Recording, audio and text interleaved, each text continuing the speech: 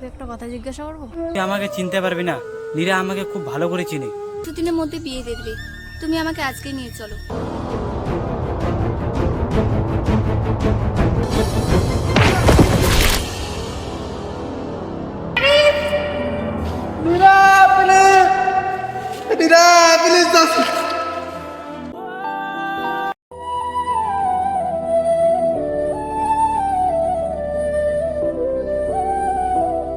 নীরা, একটা কথা বলবো? কি বল?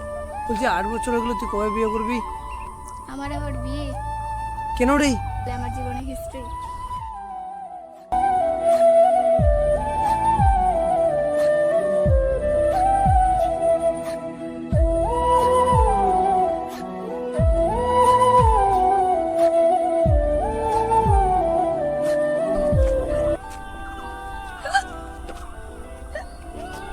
নীরা, জল খাবি? যা নিয়ে আয়। আমার কাছে তো জল নেই, দোকান থেকে নিয়ে আসছি। ঠিক আছে।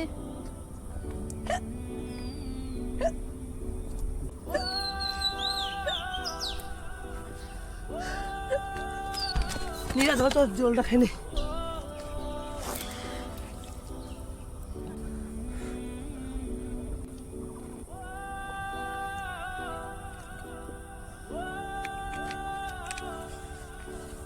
চল তাহলে যাওয়া যাক, অনেকক্ষণ হলো আমাদের এখানে আসা।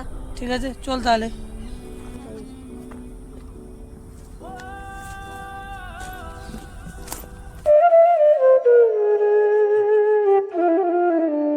আরে তোকে একটা কথা জিজ্ঞাসা করবো? কি কথা বল। আরিফ, তুই নীরাকে ভুলে যা। কি বলছিস তুই? তোর মাথাটা তো খারাপ হয়ে গেছে মনে হয়। আমি ঠিক আছে, কিন্তু তোর মাথা ঠিক নাই। কেন? তবে তুই রাগ কর বা যাই কর, দেখ তুই যে নীরাকে আজও ভুলতে পারিসনি। নীরা কি তোর কথা ভাবে একবারও? যদি নীরা তোকে সত্যিই ভালোবেসে থাকে তাহলে নীরা তোর সাথে দেখা করতো না? আজ 8 বছর হয়ে গেছে, নীরা কোনো খোঁজ নেই। তাই বলছি নীরাকে তুই ভুলে যা। মাফ করিস বান্ধবী, আমি নীরাকে আমার জীবনের থেকে বেশি ভালোবাসি। আমার এতটা আত্মবিশ্বাস, সে একদিন কোনো না কোনো এক জায়গা আমার ওর সাথে দেখা হবে।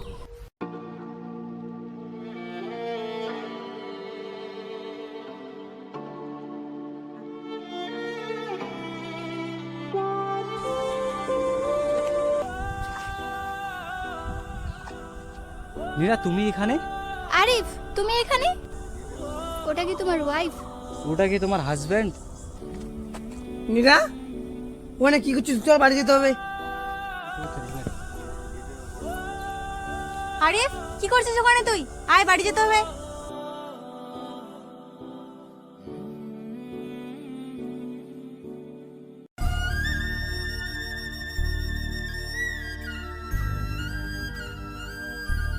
তাহলে কি হবে আরিফ আর নীরার? রাতের আকাশে কালো মেঘ, দিনের আকাশে নীল। তাহলে কি আর হবে না নীরার আর আরিফের মিল?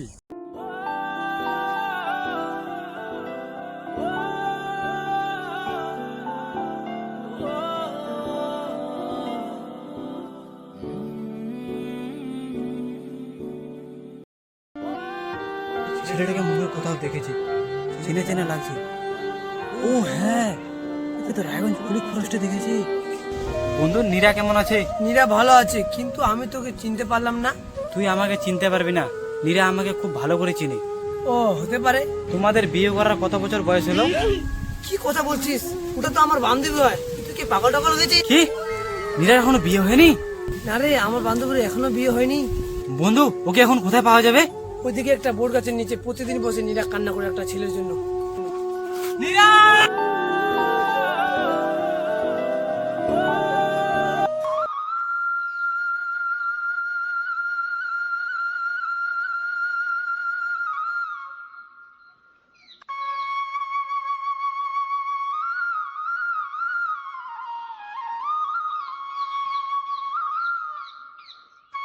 আরিফ, তুমি এখানে?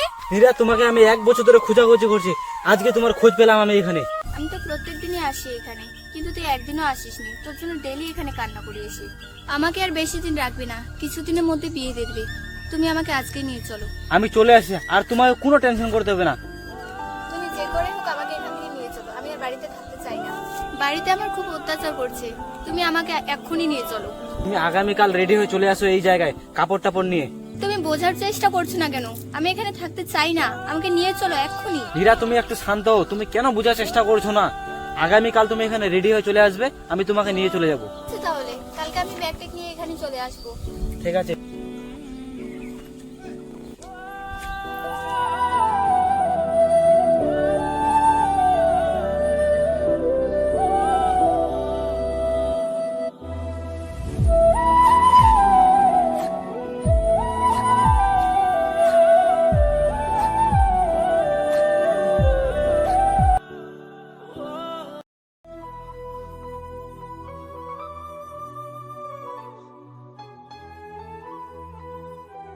বারোটা বাজে গেল, কোনো নীরা আসছে না।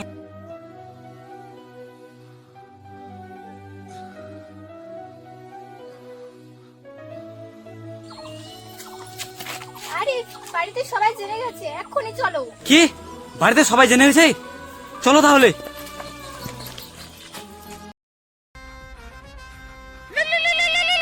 বস একজন ফোন করেছে। হ্যালো, নীরা বাড়িতে নেই, ওর দুদিন পরে বিয়ে, তুই ওকে 10 মিনিটের মধ্যে নিয়ে আয় বাড়িতে। আপনাকে কোনো টেনশন করতে হবে না, 5 মিনিটের মধ্যে আনছি। ওই চল রে।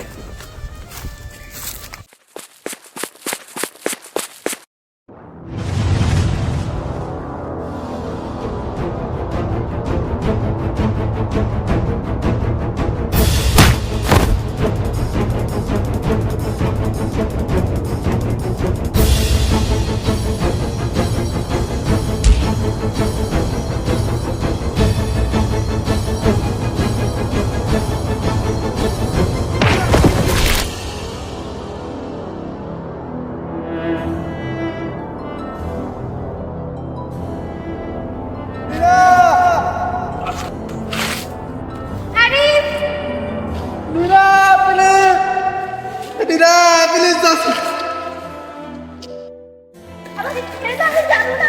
আরে দেখো না, ছেড়ে দাও বলছি। আরে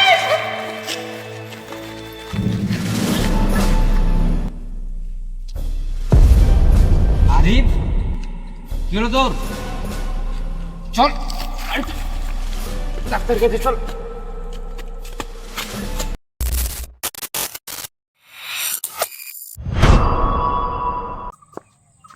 গাইস, ভিডিওটা কেমন লাগছে অবশ্যই কমেন্ট করো। তো গাইস, আপনাদেরকে ভিডিওটা কেমন লাগলো সেটা তো বলতে পারবো না, কিন্তু সাপোর্টটা অবশ্যই চাই আপনাদের। আর পার্ট 3 এর জন্য অবশ্যই কমেন্ট লাগবে, সাবস্ক্রাইব, লাইক, কমেন্টটা একটু বেশি করবেন পার্ট 3 এর জন্য। চেষ্টা করবো, আমরাও তো ভালো চেষ্টা করছি।